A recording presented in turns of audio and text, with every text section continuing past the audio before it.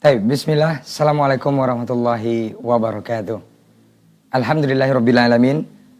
Hamdan katsiran thayyiban mubarakan fi kama yuhibbu rabbuna wa yarda amma ba'd.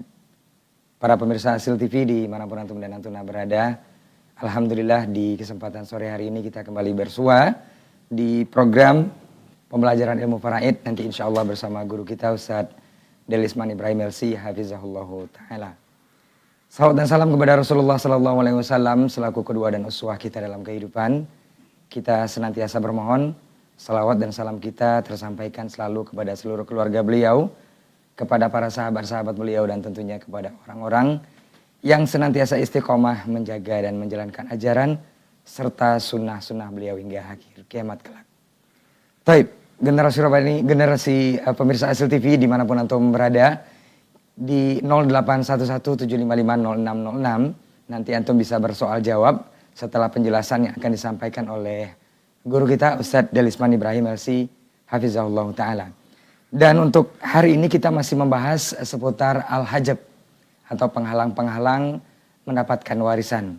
Ini seperti apa dan bagaimana nanti akan dijelaskan kembali oleh guru kita Ustadz Delisman Ibrahim LC hafizahullah ta'ala. Kita sapa dulu guru kita yang sudah hadir di studio bersama kita. Assalamualaikum Ustaz. Waalaikumsalam warahmatullahi wabarakatuh. Kabar baik Ustaz ya? Alhamdulillah khair. Suara agak sedikit hilang Ustaz. Iya. Baik Ustaz, kita masih membahas masalah al-hajab Ustaz. Ya. Nanti kita akan dengarkan dari antum penjelasan berikutnya. Dan nanti sesi berikutnya mungkin kita akan bacakan satu atau dua pertanyaan Ustaz ya. Iya. Baik, para pemirsa Asil TV, untuk tidak memperpanjang mukadimah, kita akan langsung saja serahkan kepada guru kita untuk mendengarkan penjelasan mengenai al-hajab. Falyatafadhal Mas. Naam.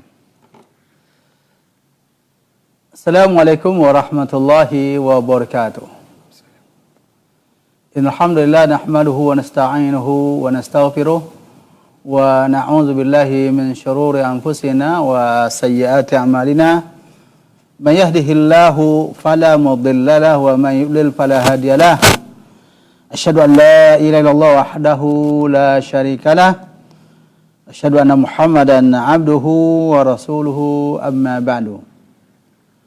Kaum muslimin yang dirahmati Allah, sudah lama kita tidak berjumpa. Kemudian sudah lama pula saya tidak mengudara. Dan mungkin lebih 1 bulan ya tidak melanjutkan kajian. Yang terakhir saya sudah jelaskan tentang matan yang berhubungan dengan atau matan yang menyebutkan tentang hajab. Kemudian setelah menerangkan sebagian permasalahan hajab, penjelasan tentang hajab. Hajab ini adalah man qama bihi sababu al-irth bil kulliyah atau bi ba'dih, terhalangnya orang yang mempunyai sebab untuk mendapatkan warisan secara totalkah atau sebagiannya. Kalau terhalang itu secara total, dia tidak mendapat sama sekali. Seperti kakek terhalang secara total karena ayah. Nenek terhalang secara total karena ada ibu. Jadi terhalang secara total. Kakek dan nenek adalah orang yang mempunyai sebab dia bisa mewarisi. Kenapa demikian? Karena adalah min usul al-warith. Karena pokok daripada pewaris, asal daripada pewaris.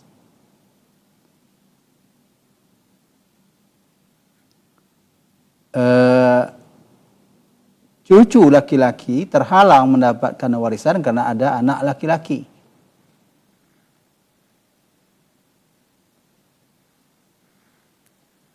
Cucu perempuan juga terhalang mendapatkan harta warisan karena ada anak laki-laki. Atau ada anak perempuan 2 orang atau lebih. Maka terhalang secara total. Atau terhalang sebagiannya oleh orang yang menyebabkan dia terhalang. Yang ini bermacam-macam bentuknya. Ada yang terhalang daripada bilangan yang besar kepada bilangan yang kecil. Dan ada yang terhalang dari perolehan yang besar kepada perolehan yang kecil. Secara umum seperti itu. Dari bilangan besar kepada bilangan kecil, ataupun dari perolehan yang besar kepada perolehan yang kecil. Ini secara umum terhalangnya. Kita contohkan, suami apabila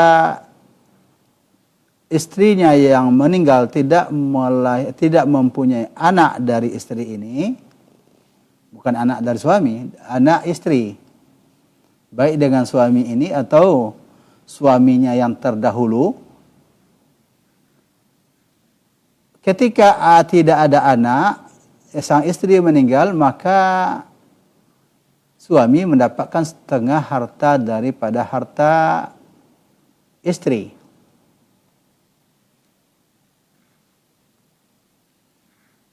Andai kata istrinya meninggalkan anak, maka suami mendapatkan 1/4 daripada harta istri.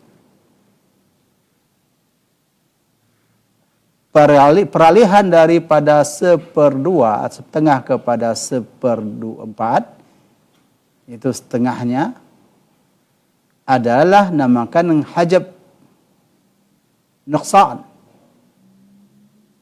Terjadinya perubahan.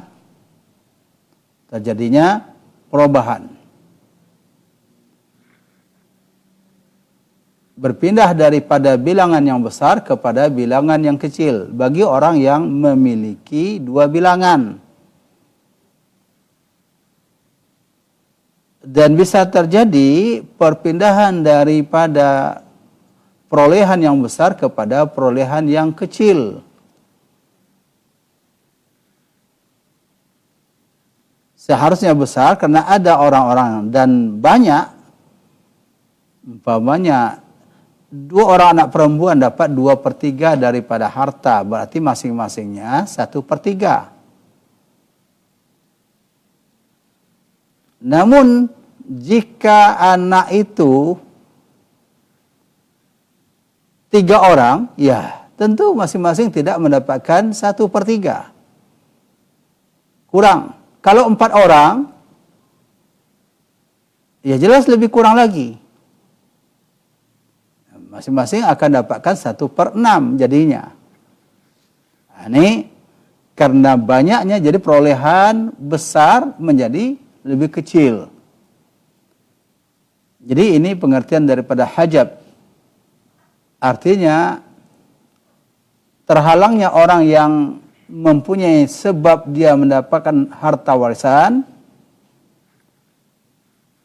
karena ada yang lebih patut, yang menghalanginya, dari terhalang secara total ataupun terhalang daripada sebagian. Dan kami juga sudah terangkan bahwa hajab itu ada 2 macam. Yang pertama adalah al-hajbu bil wasfi. Terhalang karena sifat.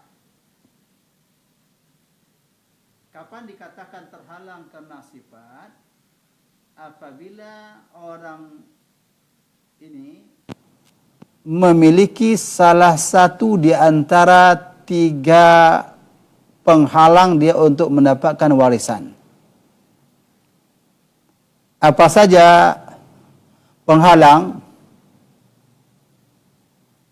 Penghalang tersebut adalah dia membunuh, dan dia sebagai statusnya sebagai budak, ya qatlun warikun waqtilafuddin, yaitu dia sebagai rik, sebagai budak, dan dia sebagai pembunuh orang yang pewaris, dan dia berbeda agama. Maka dengan 3 sifat ini, apabila ada salah satu di antara sifat ini yang ada pada orang yang bakal mewarisi ini, menghalangi dia menjadi ahli waris. Jadi tidak terhitung sebagai ahli waris. Namakan hajab bil wasfi, terhalang karena sifat. Itu salah satu daripada 3 sifat, yaitu qatlun, rikun wa qatlun wa ikhtilafuddin, yaitu sebagai budak dan sebagai pembunuh dan berbeda agama. Yang kedua, al-hajab yang kedua adalah hajbu an-nuqsan, ya, atau hajbul ashkhas. Al-hajbu bil ashkhas, artinya seorang terhalang mendapatkan harta warisan karena orang-orang yang menghalanginya. Karena ada orang-orang yang menghalanginya, baik menghalangi secara total ataupun menghalangi sebagian daripada warisan. Ini hajab bil ashkhas, terhijab karena orang.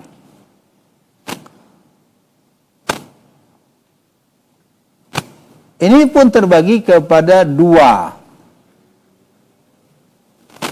Terhalangnya dengan seseorang atau beberapa orang terbagi kepada 2. Yang pertama adalah hajbu hirman,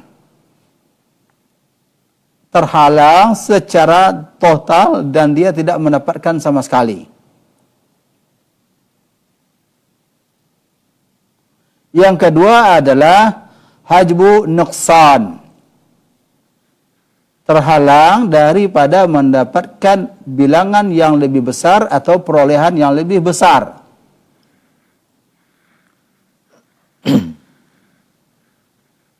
Hajbu hirman akan mengenai semua ahli waris kecuali ayah, ibu, anak laki-laki, anak perempuan, suami atau istri. Karena tidak mungkin di dalam masalah ada suami dan istri. Pasti ada salah satu di antaranya. Iya. Jadi apa? Orang yang tidak pernah terhalang sama sekali daripada hirman, walaupun bagaimana keadaan keberadaan ahli waris yang lain, yang 5 ini tetap mendapatkan warisan. Ayah, ibu,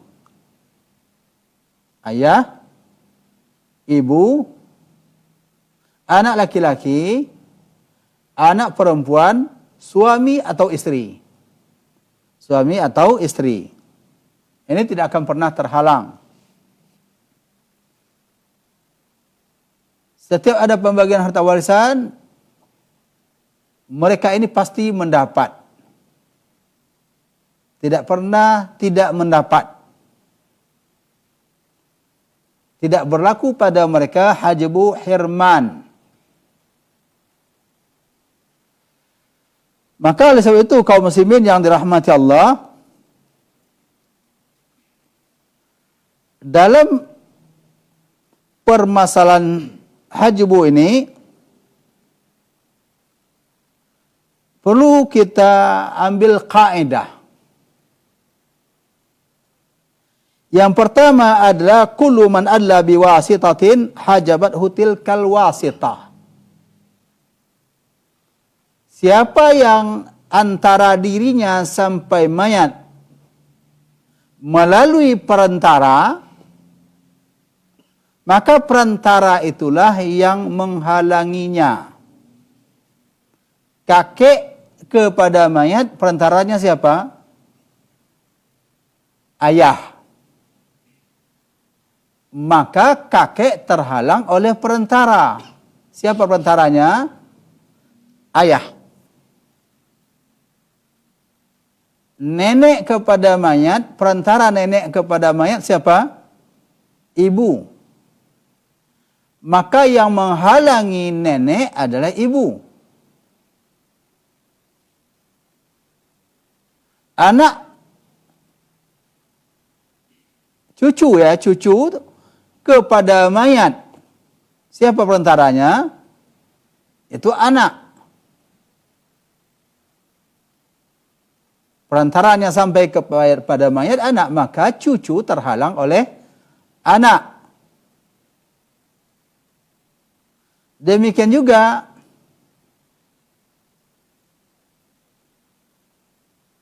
anak paman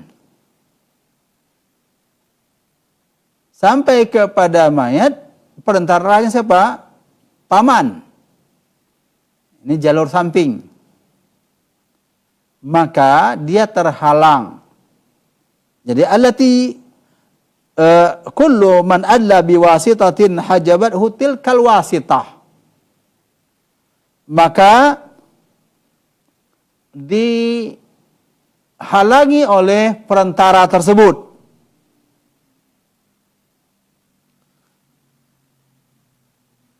Namun di sini ada kaedah. Ya, ada pengecualian. Ada pengecualian.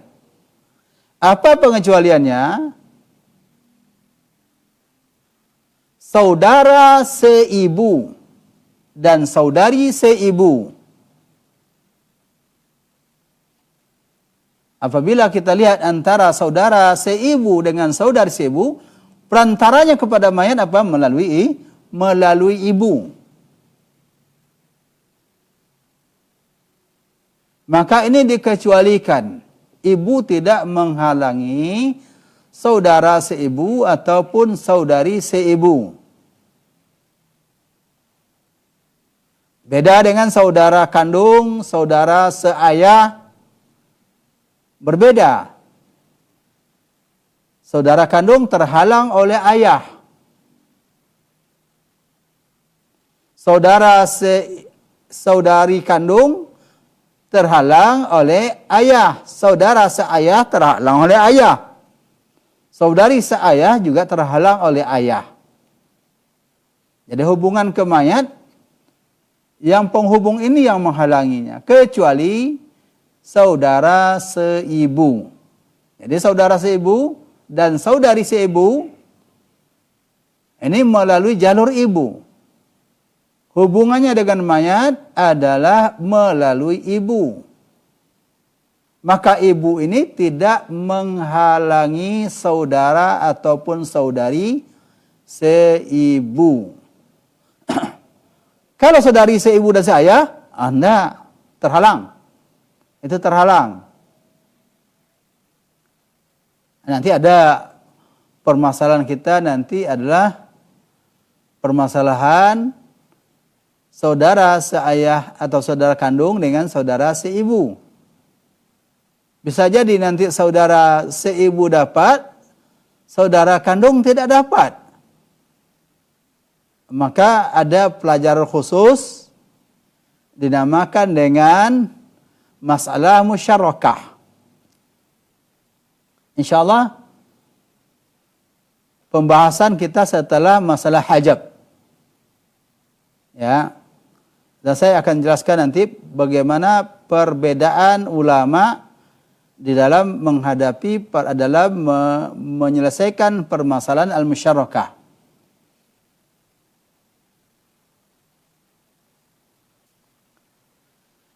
Ini yang dikecualikan pertama daripada kaidah pertama tadi, setiap yang dihubungi oleh antara mayat dan dia dihubungi oleh perantara, maka perantara itu menghalanginya. Itu perantara itu menghalanginya. Kecuali tadi apa? Kecuali saudara seibu ataupun saudari ibu, saudari seibu atau anak ibu, ya, anak ibu, ya, tidak terhalang. Walaupun hubungannya kepada mayat melalui perantara ibu. Ini kaum muslimin yang dirahmati Allah.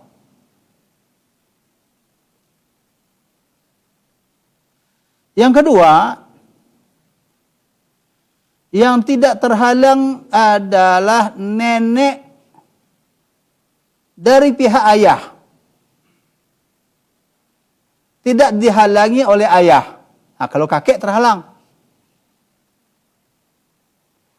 Jadi kalau ayah kita masih mempunyai orang tua laki-laki dan orang tua perempuan. Sementara ibu kita tidak ada lagi umpamanya. Maka pengganti posisi ibu itu adalah nenek. Nenek dari pihak ibu terhalang oleh ibu. Dan dari pihak, kalau ada ibu, itu terhalang nenek. Ya. Demikian juga kalau ada ibu, maka nenek dari pihak ayah terhalang. Bukan kena ayahnya, tetapi kena nenek dari pihak ibu. Sekarang nenek dari pihak ibu tidak ada, atau ibu tidak ada. Yang ada nenek, yaitu ibunya ayah. Maka ibunya ayah ini mewarisi, tidak terhalang oleh ayah. Ini pendapat yang lebih kuat. Ada perbedaan di situ. Ini pendapat yang lebih rajih. Jadi ibu daripada ayah, nenek, itu tidak terhalang oleh ayah. Ini kaidah pertama, yaitu siapa yang antara dia dengan mayat dihubungi oleh perantara atau ada perantara, maka perantara itulah yang menghalangi dia mendapatkan warisan.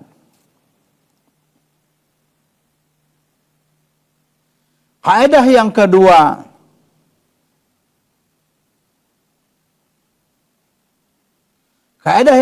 apabila bertemu dua atau lebih yang berpotensi menjadi ansabah atau yang bisa menjadi ansabah, maka didahulukan yang lebih patut.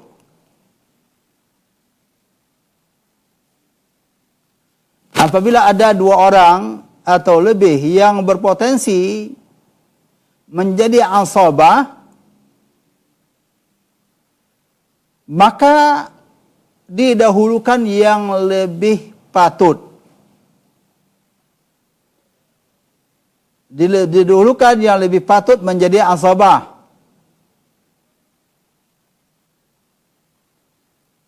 Apa contohnya?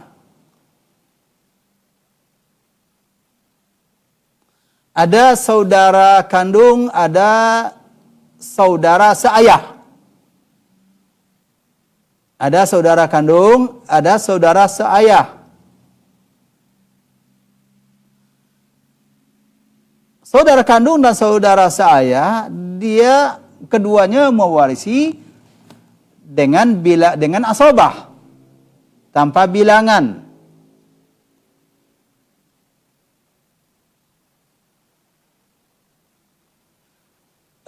Bertemu ini dua saudara kandung dengan saudara seayah, ataupun lebih, umpamanya ada paman Ada di situ saudara kandung, ada saudara seayah, ada paman. Semuanya ini adalah orang-orang yang berpotensi jadi asabah.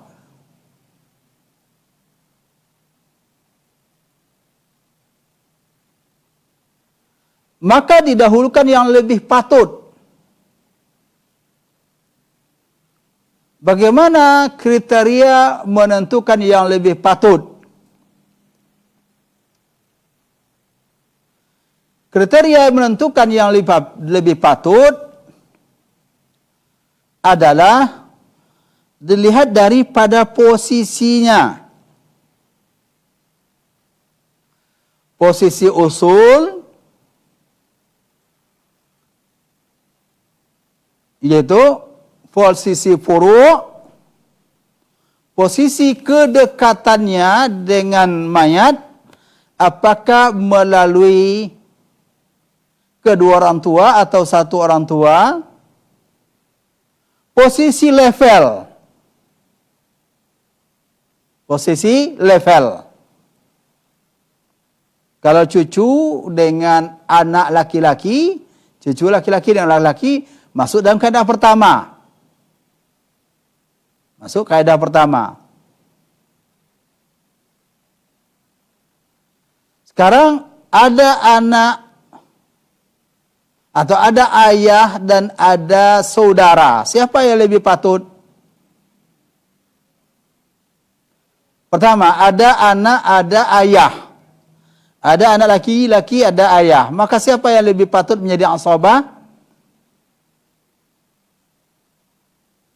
Tidak mewarisi dengan bilangan, akan tapi mewarisi dengan menghabiskan sisa yang ada. Kalau dia sendiri ada, maka dia menghabiskan semua harta. Ini yang asabah. Ayah dan anak, ayah dan anak laki-laki. Siapa yang lebih patut menjadi asabah? Yang lebih patut menjadi asabah adalah anak laki-laki.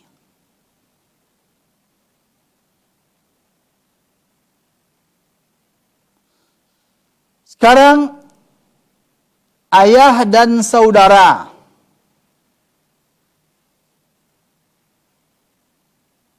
Ayah dan saudara sama-sama asabah, tapi bisa dengan kaedah yang pertama tadi. Dengan kaedah pertama sudah gugur saudara ini.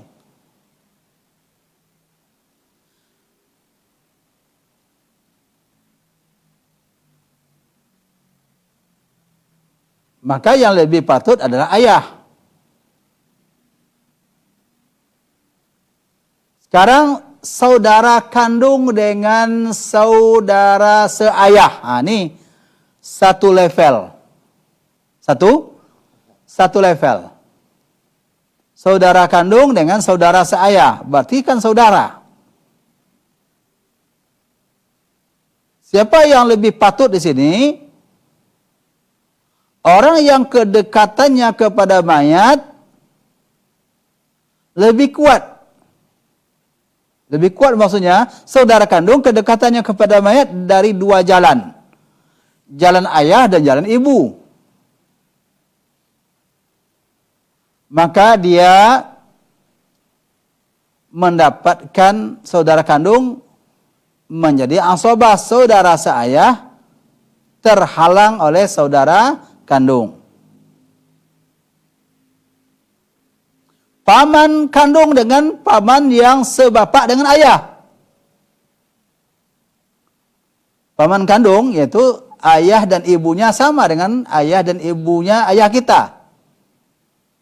Tapi kalau paman yang sebapak dengan ayah, bapaknya saja yang sama, ibunya berbeda, maka terhalang oleh paman kandung. Ini dia satu level. Sama-sama paman. Jadi sama-sama paman satu level. Ini cara menentukan siapa yang lebih patut. Kalau dia satu level, berarti apa? Kedekatannya kepada mayat. Mana yang lebih kuat hubungan kedekatannya, tali kerabatnya. Kemudian lihat dari level. Lihat dari level. Kalau anak laki-laki dengan cucu laki-laki, itu level cucu laki-laki di bawah. Masuk dalam kaidah pertama. Kakek dan ayah itu masuk dalam kaidah pertama. Karena kakek terhalang oleh ayah. Sekarang satu level. Level berbeda. Ada anak saudara kandung. Ada paman yang seayah. Levelnya berbeda. Maka didahulukan level yang lebih dekat kepada mayat. Saudara seayah lebih patut daripada anak saudara kandung. Jadi saudara seayah kan levelnya sama dengan saudara seayah, saudara kandung. Di bawah itu levelnya adalah anak saudara kandung dan anak saudara seayah. Maka ini adalah level yang kedua di bawah. Yang berhak adalah yang lebih tinggi levelnya. Yang lebih tinggi levelnya. Jadi, lihat dari level. Kalau sama levelnya, maka diberikan kepada yang lebih dekat hubungan kekerabatannya. Lebih rendah levelnya, maka didahulukan di level yang lebih tinggi hubungannya dengan mayat. Ini masuk istama'a asiban faktar qudima al-aqdamu jihatan. Dahulukan yang jihah yang pertama. Jihah bunuwah lebih daripada ubuwah. Ya. Anak lebih patut daripada ayah. Jihah ubuwah, ya, jihad bunuwah lebih utama daripada jihad ubuwah. Jihad ubuwah lebih utama daripada jihad ukhuwah. Pihak ayah lebih utama daripada pihak saudara. Saudara lebih utama daripada umumah. Saudara lebih utama daripada paman. Nah, ini dari jihad. Mana yang lebih didahulukan daripada jihad. Jadi urutannya begini. Jihad al-bunuwah, jihad al-ubuwah, jihad ukhuwah. Kemudian jihad umumah. Baru al-mu'tiq atau al-mu'tiqah. Jadi ada jihadnya. Sisi dia menjadi warisan sebagai apa? Sebagai anak, sebagai ayah. Masuk jihad bunuwah itu ibnul ibn wa in nazal. Anak laki-laki dan anak cucu laki-laki daripada laki-laki seterusnya ke bawah. Jihad ubuwah adalah ayah kakek. Wa in ala, sekalipun ke atas. Kemudian jihad ukhuwah yaitu level yang satu level dengan mayat, yaitu saudara mayat. Ya. Termasuk anak-anaknya. Saudara sekandung dan saudara seayah, anak saudara kandung, anak saudara saya ke bawahnya itu dinamakan dengan jihad ukhuwah. Jihad umumah itu selevel dengan ayah. Selevel dengan ayah. Namun jihadnya berbeda. Dia umumah dari pihak umum. Umumah, paman. Ya.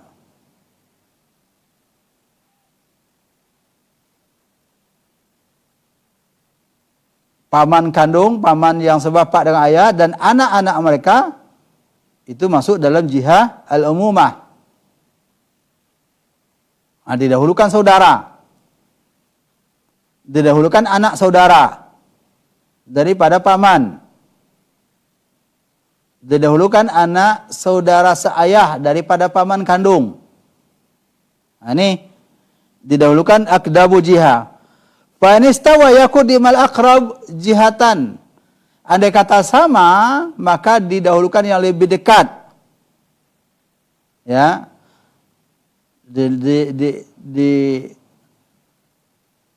Andai sama, maka yang lebih dekat anak kandung dengan anak cucu kandung, maka yang lebih dekat itu levelnya adalah anak.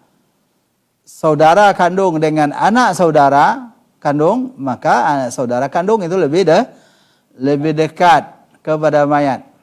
Andai kata sama-sama dekat, sama-sama satu level, maka didahulukan yang paling kuat kekerabatannya melalui ayah dan ibu, seperti saudara kandung dengan saudara seayah. Jadi ini. Kemudian kaidah yang selanjutnya, bahwa al-usul la yahjibuhum illa al-usul. Yang pokok tidak dihalangi kecuali oleh pokok. Artinya kakek tidak dihalangi kecuali oleh ayah. Nenek tidak dihalangi kecuali oleh ibu. Demikian juga al-furu' la yahjibuhum illa al-furu'.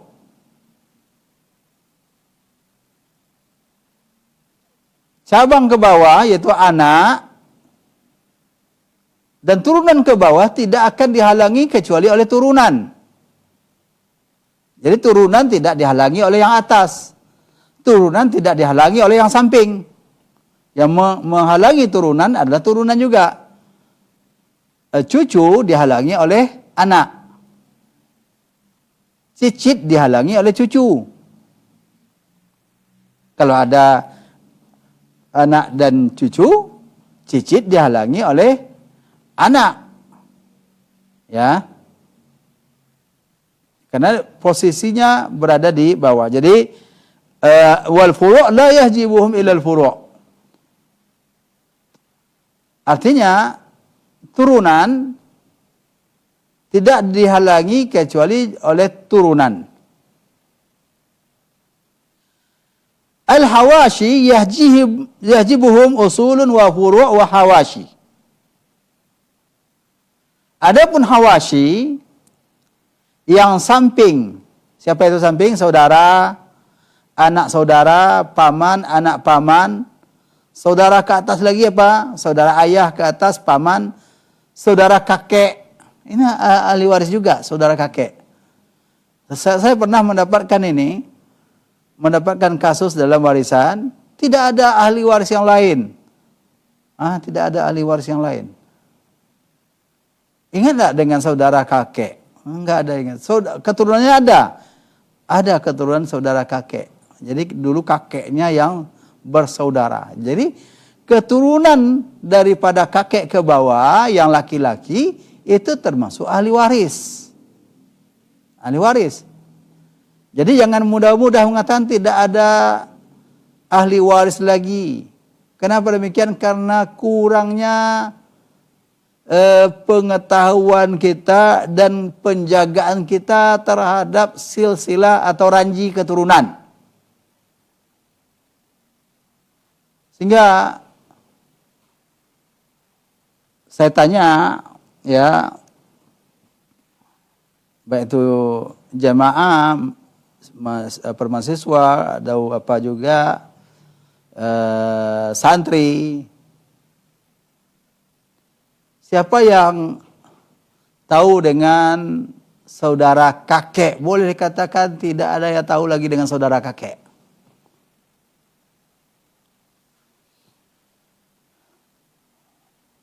Yang nama kakek aja banyak nggak tahu. Apalagi saudara kakek. Ya. Jadi jangan kita lupa itu. Jangan kita lupa. Karena saudara kakek itu turunannya laki-laki, walaupun sulit rasanya mereka mewarisi. Kenapa? Karena jauh ya, jauh. Anak daripada saudara kakek, apalagi anak saudara kakek yang seayah dengan kakek. Anaknya tetap ahli waris. Tapi ketahui, ada kalanya dalam pernikahan mereka perlu sebagai wali. Ini. Mereka perlu sebagai wali. Anak paman tinggi, ya, paman tinggi itu saudaranya kakek. Itu bisa jadi wali. Ya, walaupun kalau ada wali lain, dia juga bisa menikahi perempuan daripada kerabatnya ini. Ya, bisa. Tapi jangan dia jadi wali, dia pula yang menikahi. Nih, sepupu kan bisa jadi wali. Sepupu pihak anak paman itu bisa jadi wali. Tapi jangan dia wali, jadi dia pula yang menikahi. Tidak. Ya. Ya ini apa namanya? Hanya sebagai tambahan saja. Jadi Hawashi yang samping itu dihalangi oleh usul dan dihalangi oleh furu' dan dihalangi oleh Hawashi. Usul tadi ayah dan kakek, furu' tadi adalah anak laki-laki dan cucu laki-laki, turunan. Hawashi yang samping yaitu saudara, maka saudara menghalangi paman, karena paman Hawashi. Jadi yang horizontal itu Hawashi. Yang vertikal itu adalah furu' dan usul. Yang ke atas namanya usul, ke bawah furu'. Yang horizontal saudara itu adalah Hawashi. Anaknya saudara, anaknya saudari, dan anaknya itu namanya Hawashi. Saudara ayah dan anaknya termasuk Hawashi. Ya. Jadi keturunan seperti itu.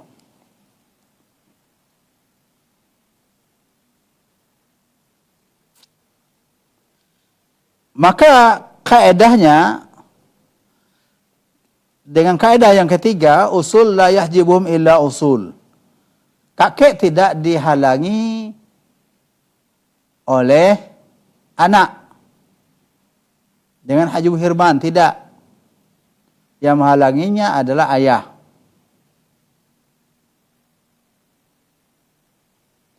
Kakek tidak dihalangi oleh paman. Karena usul, yang menghalanginya cuma ayah.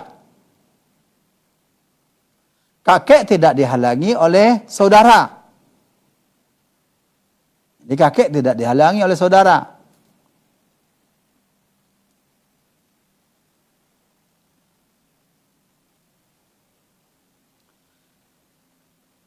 Furu' tidak dihalangi kecuali oleh furu'. Maka anak tidak dihalangi oleh usul. Anak tidak dihalangi oleh ayah.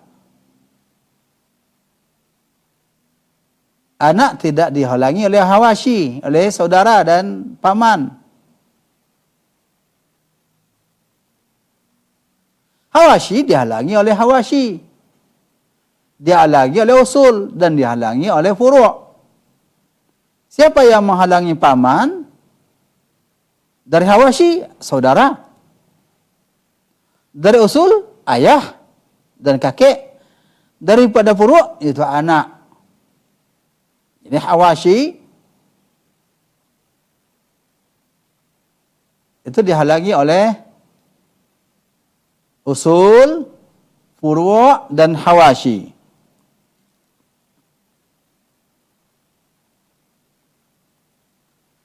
Kemudian kita masuk kepada ahli-ahli waris yang golongan ahli waris apabila dilihat daripada Haji Bu Herman,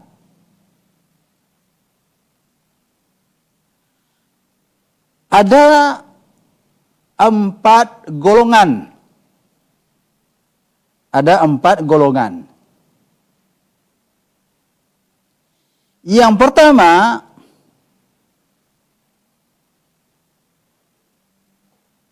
orang yang bisa menghalangi dan tidak pernah terhalang.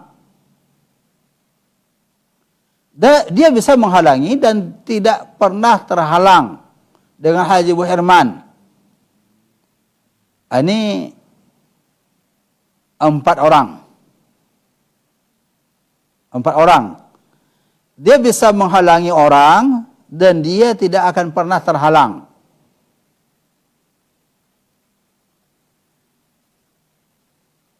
Siapa mereka?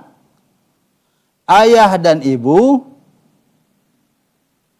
yaitu al-abawan, ayah dan ibu, atau al-walidan, ya, ayah dan ibu, al-walidan maksudnya ayah dan ibu, dan al-waladan, anak laki-laki dan anak perempuan.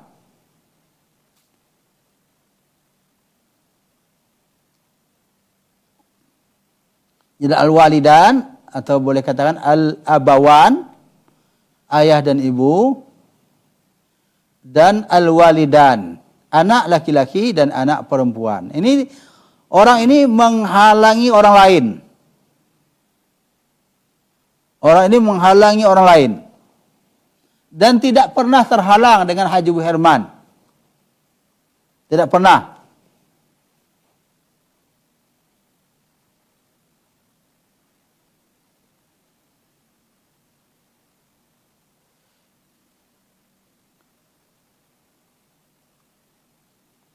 Kemudian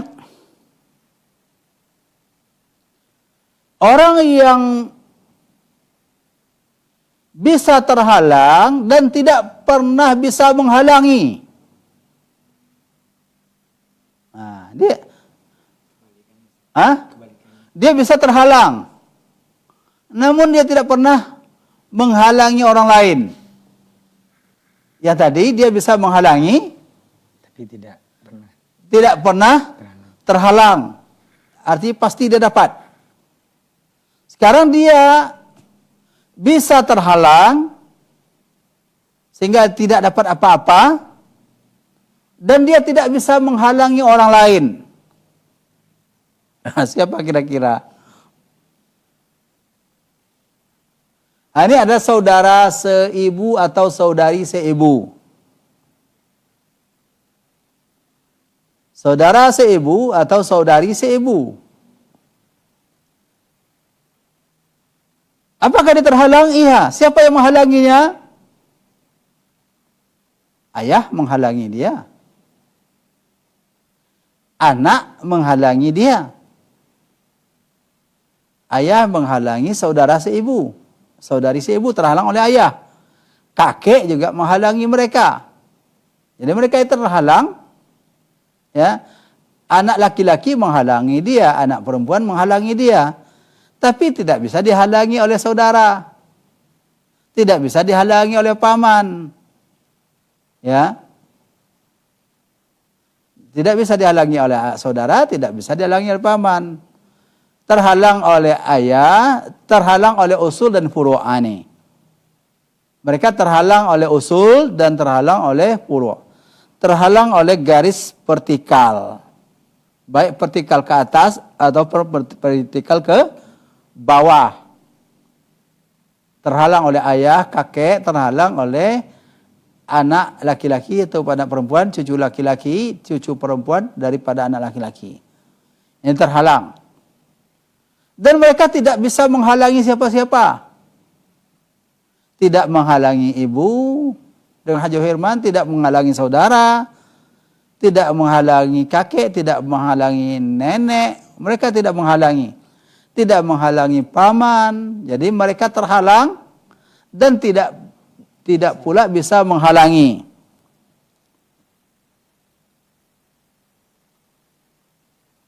Dan yang ketiga adalah mereka yang tidak bisa dihalangi dan tidak pula bisa menghalangi. Hah? Siapa kira-kira? Dia tidak menghalangi orang lain, sehingga orang lain tidak dapat sama sekali. Atau dia tidak bisa dihalangi, dan dia pasti dapat. Tadi saya sudah sebutkan tadi, ada 5 orang tadi. Maka siapa itu? Yang kelima ini adalah, yang tadi adalah 2 anak, ayah dan ibu, anak laki-laki perempuan, kemudian suami atau istri. Jadi orang yang tetap dapat ini, orang yang tetap dapat, tidak pernah terhalang dan tidak pernah menghalangi ini. Yang lain kan bisa menghalangi, seperti ayah bisa menghalangi, anak bisa menghalangi. Kalau suami ini tidak ada orang yang dihalanginya, istri tidak ada orang yang dihalanginya, kecuali istri galak, ya. Kecuali suami rakus, dihabiskan semua harta istrinya, dihalangi orang dari halangan berupa kekuatan atau kerakusan, bukan dihalang menurut syariat. Istri demikian juga, istri licik, istri galak, istri yang menguasai harta suami secara total. Ada yang kita dapati seperti itu. Istri menguasai harta suami total, sehingga anaknya tak dapat. Menikah pula dia lagi. Nah, ini akhirnya pindahlah harta suaminya kepada suami baru. Habis harta, maka ditinggallah istri dan anaknya. Ya, kasihan. Ada orang yang seperti itu. Tapi ini bukan ajaran syariat, bukan, ya, karena tidak mau melaksanakan syariat. Jadi bahasa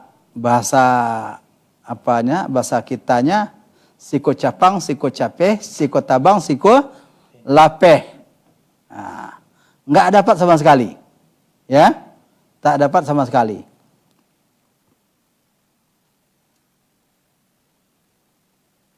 Dan yang keempat, orang yang bisa menghalangi dan bisa terhalangi. Siapa mereka? Yaitu sisa yang lain. Jadi ada tadi apa? Ditinjau dari segi hajab hirman ini. Hajab hirman, orang yang bisa menghalangi dan tidak bisa dihalangi.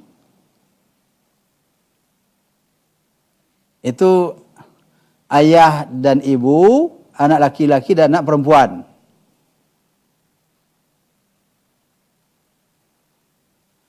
Orang yang bisa dihalangi namun tidak bisa menghalangi. Ya. Siapa tadi? Saudara seibu. Ya. Dia bisa dihalangi dan dia tidak bisa menghalangi. Saudara atau saudari seibu. Orang yang tidak menghalangi dan tidak pula bisa dihalangi, sehingga dia tetap mendapatkan warisan. Siapa itu? Suami atau istri. Dan yang keempat, bisa terhalang dan bisa menghalang. Ya, apa namanya? Bisa terhalang dan juga bisa menghalang. Itu sisa daripada ahli waris yang tadi. Ya, saudara bisa menghalangi. Siapa yang dihalanginya? Paman. Saudara kandung bisa menghalangi paman, bisa menghalangi saudara seayah, bisa menghalangi anak saudara. Tetapi mereka bisa terhalang. Siapa yang terhalang? itu ayah menghalangi mereka, anak laki-laki menghalangi mereka. Jadi dengan demikian kaum muslimin yang dirahmati Allah, selesai penjelasan ringkas. Kalau saya lanjutkan itu banyak ya, banyak penjelasan tentang hajab, tapi ringkasnya seperti itu. Pengembangannya, kalau laki-laki itu jumlahnya yang bisa dihajab dengan hajabu hirman itu ada 19 orang, ya.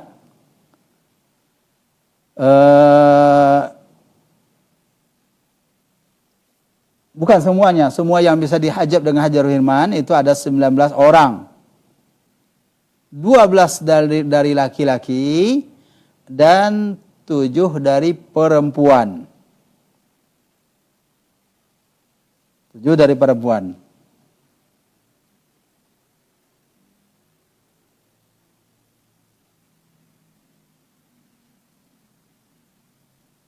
Yaitu ringkasnya. Kita masuk kepada sesi berikutnya, yaitu sesi tanya jawab kalau ada pertanyaan. Baik.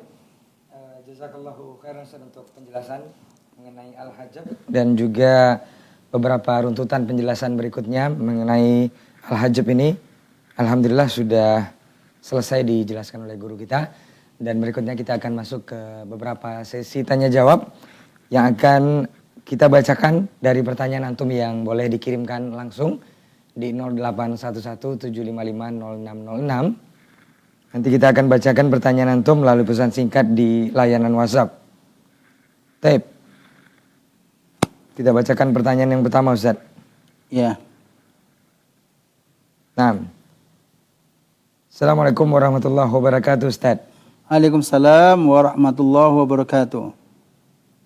Ustaz, bagaimana pembagian waris orang yang telah murtad, Ustaz? Apakah masih ada hak atau tidak? Jazakallahu khairan, Ustaz.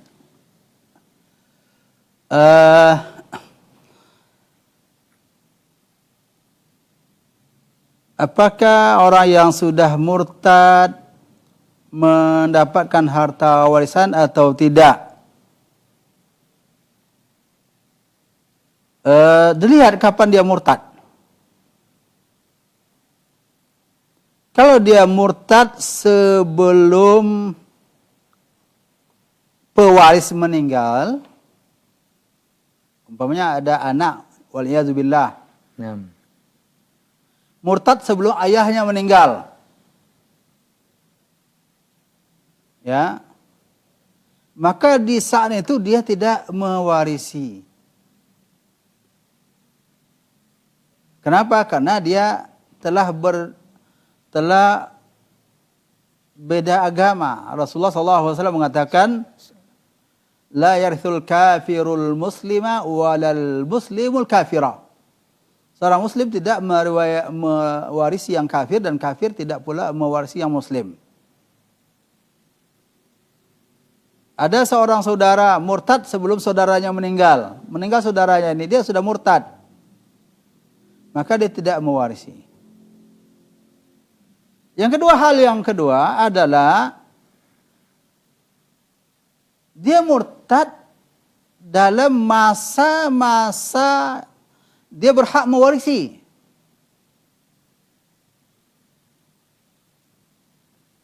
Maka di sini dia masih berhak mewarisi. Kenapa? Karena umpamanya ada saudaranya yang meninggal dan dia masih Islam. Masih Islam. Sebulan kemudian dia murtad. Bisakah dia mewarisi? Bisa dia mewarisi. Kenapa demikian? Karena di saat ini saudaranya meninggal ini, dia masih mempunyai hak untuk mewarisi. ya masih berhak untuk mewarisi. Kalau dia disegerakan warisan dia dapat. Ya. Ini. Jadi lihat kapan dia murtadnya. Kalau di saat-saat dalam membagikan warisan itu dia adalah murtad, bukan sebelum yang sebelum yang meninggal dia murtad. Nah, ini kalau sebelum dia meninggal murtad dia tidak dapat. Namun setelah pewaris ini meninggal dan dia masih dalam agamanya, kemudian setelah itu berpindah agama, dia dapat mewarisi. Dapat mewarisi dan itu ada haknya. Wallahu a'lam. Taib, jazakallahu khairan untuk jawabannya. Semoga yang bertanya bisa paham dari jawaban Ustaz. Jadi dilihat kapan beliau ini murtad, apakah sebelum atau sesudah Ustaz ya? Iya. Nah, kita lanjut ke pertanyaan berikutnya Ustaz. Assalamualaikum Ustaz. Semoga Ustaz dan tim selalu dalam lindungan Allah. Ustaz, ada seorang ayah meninggal. Seorang ayah meninggalkan 3 orang anak laki-laki dan ibu tentunya. Ibu ini apa nih? Istrinya ayah. Istrinya ayah. Nah. Jadi beda antara ibu ketika nyebut ayah dan ibu. Nah. Ya, artinya istri daripada ayah. Jadi meninggalkan istri. Atau ibu daripada 3 orang anak laki-laki tadi. Pertanyaannya Ustadz, ada satu rumah yang ditempati oleh anak kedua. Itu dijadikan untuk rumah tahfiz Quran. Pertanyaannya, apakah rumah ini harus dibagi untuk menjadi warisan atau dibiarkan saja untuk menjadi rumah tahfiz? Karena mengingat itu pahala jariah juga Ustadz. Jazakallahu khairan. Ya. Dalam masalah ini, ketika seorang meninggalkan istri, meninggalkan 3 orang anak laki-laki ataupun meninggalkan ahli waris, ya, yang saya maksud di situ dijelaskan ada istrinya dan ada anak 3 orang anak. Dan meninggalkan sebuah rumah. Rumah ini adalah hak ahli waris. Hak ahli waris. Ketika masing-masing ahli waris tadi menuntut, maka itu hak mereka. Ya kan? Hak mereka. Anak mempunyai hak terhadap harta peninggalan orang tuanya. Istri mempunyai hak terhadap harta peninggalan suaminya. Ini punya hak. Kemudian rumah tadi dikuasai oleh seorang anak dan dijadikan rumah tahfiz. Harus ditanyakan dahulu kepada semuanya apakah mereka sepakat. Terangkan kepada mereka bahwa bagian ibu kita itu dapat 1/8. Bagian kita yaitu 7/8 dibagi 3. Ya, 7/8 bagi 3. Masing-masing kita itu dapat ya 7/8 bagi 3. Andai kata semuanya sepakat, alhamdulillah, niatkan tuh orang tuanya. Ini adalah sebagai amal jariah untuk orang tua dan wakafkan. Ini adalah wakaf untuk orang tua kami. Wakafkan.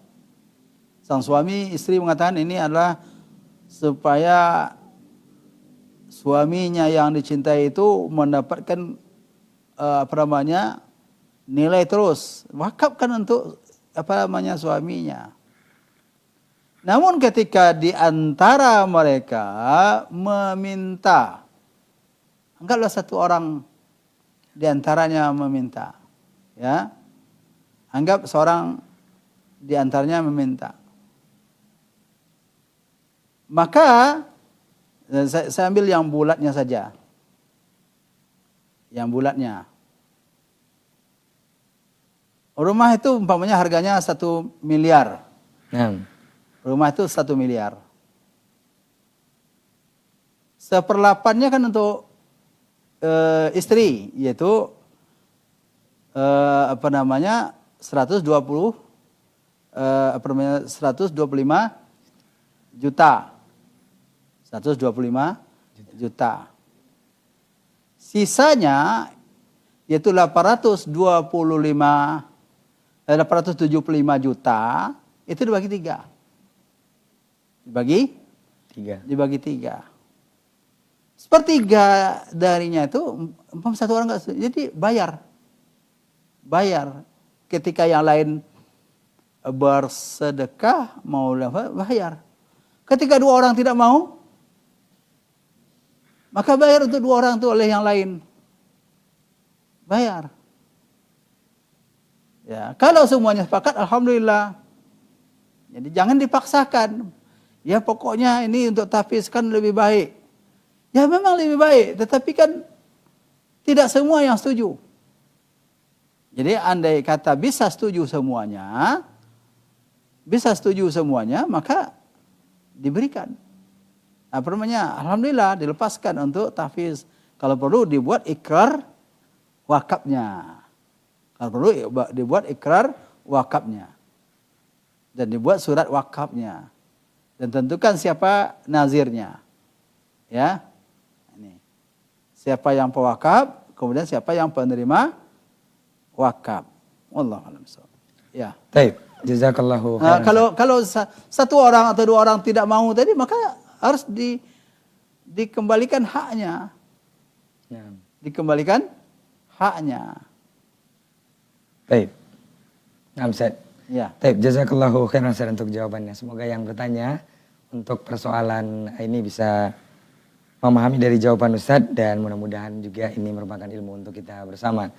Ada satu pertanyaan terakhir sepertinya Ustaz. Ya, silakan. Kita jawab Ustaz. Assalamualaikum Ustaz. Waalaikumsalam warahmatullahi wabarakatuh. Ustaz, apakah anak bayi yang sudah lahir kemudian meninggal itu ada hak warisnya Ustaz? Jazakallahu khairan Ustaz. Ya. Apakah anak bayi yang meninggal ada hak warisnya? Ya, ada kalau tidak dia terhalang. Iya. Anak bayi dari siapa dulu? Dan siapa yang apa namanya? Karena anak bayi bisa saja nanti anak bayi itu adalah anak saudara. Nah. Tidak jelaskan. Itu dia. Nah, Ustaz. Jadi bisa saja dia mewarisi tanpa penghalang dan bisa saja dia diwarisi. Dia meninggal setelah apa? Umpamanya ibunya meninggal. Setelah melahirkan dia. Kan? Anak ini adalah meninggal pula setelah meninggal ibunya. Ternyata anak ini ya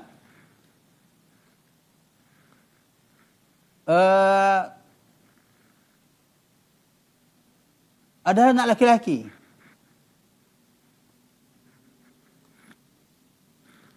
Dan ibunya ini mempunyai saudara. Ibunya punya saudara. Jadi saudara di sini terhalang oleh anak ini. Terhalang oleh anak. Maka anak ini meninggal, maka ketika dia meninggal, dia mewarisi ibunya. Mewarisi ibunya. Ketika dia sudah meninggal pula, maka dia diwarisi oleh ahli warisnya pula. Umpamanya ada saudara-saudaranya lain, ada saudari-saudarinya lain, ya, maka itu dia kan tadi bisa menghalangi saudara ibunya, kan gitu. Nah, maka dia bisa diwarisi, bisa mewarisi dan bisa diwarisi dengan syarat meninggalnya setelah apa? Setelah yang pewarisnya tadi meninggal dan dia masih hidup. Ya. Jadi gambarannya tidak dijelaskan jelas, ya. Maka ini diantara contohnya. Ya, wallahu a'lam. Jadi tidak ada ketentuan balik atau apa, nggak ada Ustaz? Enggak mesti. Bahwa anak yang berada di dalam kandungan sudah bisa diberikan warisan untuknya dengan warisan cadangan. Nanti sampai kita insya Allah bagaimana memberikan warisan untuk anak yang masih dalam kandungan. Ada nanti pelajarannya, itu namanya taurisul hamli. Tauris al-hamal. Jadi pewarisan untuk anak yang berada di dalam kandungan. Jadi Islam itu enggak menyia-nyiakan, ya, tidak menyia-nyiakan. Baik. Jazakallahu khairan untuk pembelajaran kita di kesempatan hari ini mengenai pembelajaran ilmu faraid, mengenai al-hajab yang sudah disampaikan oleh guru kita mengenai hal tersebut, dan beberapa pertanyaan antum yang sudah masuk di 081175500606 yang sudah juga ditanggapi atau dijawab oleh guru kita. Insya Allah di kesempatan berikutnya kita akan bersama guru kita lagi. Jazakallah khairan untuk ilmunya dan juga waktunya. Afwan untuk semua salah kata dan khilaf bicara. Kita tutup dengan doa kafaratul majlis. Subhanakallahumma wa bihamdika asyhadu an la ilaha illa anta astaghfiruka wa atubu ilaik. Wassalamualaikum warahmatullahi wabarakatuh.